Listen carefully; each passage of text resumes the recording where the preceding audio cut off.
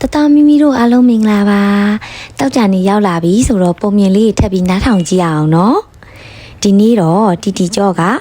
ပျော်စရာမျိုးကပျော်ဆိုတဲ့ပုံမြင်လေးကိုရွေးထားတယ်နားထောင်ကြည့်ကြမယ်နော်တခါတော့က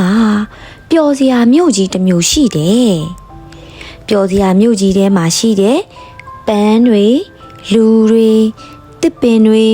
တရိတ်ဆန်တွေအားလုံးဘသူကိုကြည့်လိုက်ပျော်နေကြတယ်တဲ့ပန်းလေးတွေရဲ့မျက်နှာလေးတွေကလည်းပြုံးလို့လူတွေလည်းပြုံးတစ်ပင်တွေလည်းပြုံးတရိတ်ဆန်လေးတွေလည်းပြုံးလို့ပေါ့ဒီကောင်တွေခွေးတွေကြောင်တွေတောင်မှပြုံးနေတာကိုပျော်စရာမြို့ကြီးထဲမှာတွေ့ရတယ်တဲ့အဲ့ဒီပျော်စရာမြို့ကြီးထဲမှာအမြဲပဲပြုံးရည်နေတဲ့ပျော်ဆိုတဲ့ကောင်လေးတယောက်လည်းနေတယ်ပျော်ကဝလုံးလေးလို့ပူဝိုင်းလေးသူနေတဲ့အိမ်ကရေကန်ကြီးရဲ့ဘေးမှာသူ့အိမ်လေးကတီးလေးပါပဲအိမ်နောက်မှာတောင်ကြီးအကြီးရှိတယ်ပျော်အိမ်ရှိမှာတော့တစ်ပင်အကြီးနဲ့တောအုပ်ကြီးလေတရက်တော့ပျော်ဟာသူ့အိမ်ကလေးကနေထွက်လာခဲ့တယ်တောအုပ်ထဲကနေသူဖြတ်သွားတဲ့အချိန်မှာပဲတစ်ပင်ကြီးတွေကြားထဲကတစ်ပင်ကြီးတစ်ပင်ကိုသူတွေ့သွားပါရောအပင်ကြီးကတခြားအပင်တွေထွက်ပိုလဲကြီးပိုလဲရှည်တဲ့အပင်ကြီးပေါ့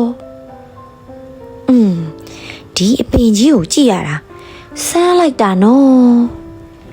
ပျော်ကတစ်ပင်ကြီးအနာကိုသွားပြီးတော့ကြည့်တယ်ဟာတကားတစ်ချက်ပါလားတစ်ပင်ရဲ့ပင်စီမှာအဝါရောင်တကားလေးတစ်ချက်တီးလေးပါပဲပျော်တွန်းကြည့်လိုက်တော့ပွင့်သွားတယ်ဒီလိုတစ်ပင်ထဲမှာဘသူများနေလဲမသိဘူးတကားလေးကပျော်ကိုလုံးထက်တီးနေတယ်ပျော်ကတကားပေါက်ထဲကိုဝင်အောင်လို့သူ့ကိုကျုံလိုက်တယ်တကားရဲ့အနောက်ထဲမှာတော့အောက်ကိုဆင်းတဲ့အဝါရောင်လှေကားလေးတစ်ခုဟေးပျော်တယ်ဆင်းကြမယ်ပျော်တယ်ဆင်းကြမယ်ဆင်းပါမယ်ပျော်ကလှေကားလေးအတိုင်းအောက်ကိုဆင်းသွားပါတယ်လှေကားအောက်ခြေကိုရောက်တဲ့အချိန်မှာတော့အနီရောင်တကားလေးတစ်ချက်ကိုတွေ့လိုက်ရတယ်တကားက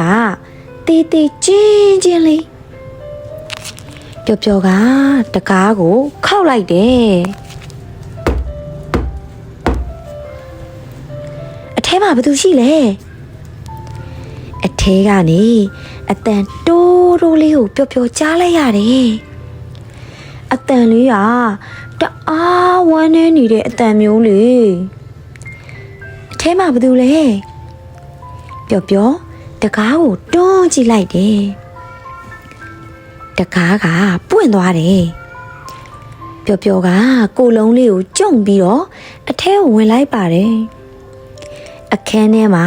လူတစ်ယောက်ပျော်နဲ့တပုံစံနဲ့တူတဲ့လူတစ်ယောက်လေဒါပေမဲ့သူ့မျက်နှာကပျော်လို့ပြုံးရည်မနေဘူးမျက်နှာက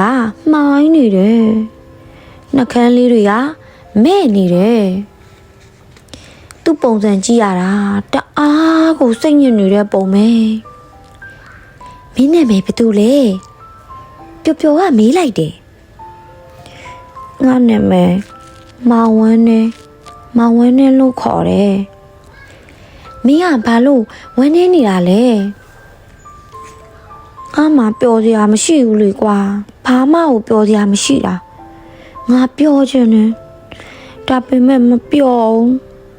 ပျော်တယ်ဆိုတာကိုငါတခါမှမရဘူးဒါကြောင့်ငါဝန်းနေနေတာပျော်ကသူ့နဲ့ရုပ်တူတယ်မောင်ဝန်းနေလေးရဲ့လက်ကလေးကိုကင်လိုက်တယ်မင်းပျော်ခြင်းငါနဲ့လိုက်ခဲ့ မင်းဟာပဲသွားမှာလဲပျော်စရာတွေရှိတဲ့နေရာကိုပေါ့ကွာမင်းလိုက်ခဲ့ပါပျော်ပျော်ကမောင်ဝမ်းနဲ့ရဲ့လက်ကလေးကိုကိုင်းပြီးတော့အနီရောင်တကားကနေထွက်လာခဲ့တယ်ပြီးတော့အဝါရောင်လှေကားလေးအတိုင်းပြန်တက်လာခဲ့ကြတယ်ပျော်တယ်တက်ကြမယ်တက်ပါမယ်လှေကားဆုံးတော့တကားတစ်ချက်ကိုတွန်းဖွင့်ပြီးတော့သူတို့ထွက်လာခဲ့ပါတယ်မောင်ဝဲနဲ့လေးကတကားကနေထွက်လာတဲ့အချိန်မှာပဲ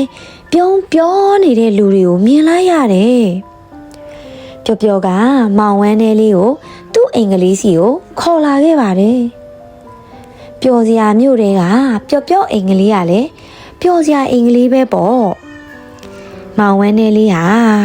ပျော်စရာအင်္ဂလိပ်တွေကခုံပေါ်မှာဝန်းနေနေတဲ့မျက်နှာလေးနဲ့ထိုင်နေတာပေါ့ခဏနေတော့သူ့ရဲ့အောက်ကိုကိုးနေတဲ့နှကန်းလေးကတန်လေးဖြစ်လာတယ်ပျော်စရာအိမ်ထဲမှာထိုင်နေရင်းနဲ့ပဲသူဝမ်းမနေတော့ဘူးဒါပေမဲ့ပျော်တော့မပျော်သေးဘူးအပြင်မှာအားလုံးပျော်နေကြတဲ့အတန်တွေကိုသူကြားနေရတယ်ထိုင်ကုန်လေးမှာထိုင်နေရင်းနဲ့ပဲသူ့နှကန်းကလေးကတဖြည်းဖြည်းနဲ့အပေါ်ကိုကွေးလာပါတော့တယ်ပျော်ကသူခေါ်လာတဲ့မောင်ဝမ်းလေးကဝမ်းနေမနေတော့ပဲညနာလေးပြုံးလာတာကိုမြင်တော့သူတအားပျော်သွားတာပေါ့မောင်ဝမ်းနဲ့ပျော်ဟာအိမ်ထဲကနေအပြင်ကိုထွက်လာပါတော့တယ်အပြင်မှာလူတွေအားလုံးပျော်နေကြတယ်တစ်ပင်ပေါ်ကငှက်ကလေးတွေလည်းပျော်နေကြတယ်ပျော်ဟာပျော်လွန်းလို့စပြီးတော့ရီလိုက်ပါတော့တယ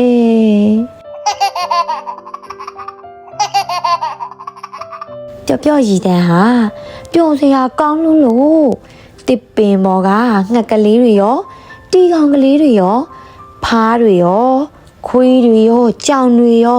လူတွေပါအားလုံးလိုက်ရီကြတယ်မောင်ဝဲလေးက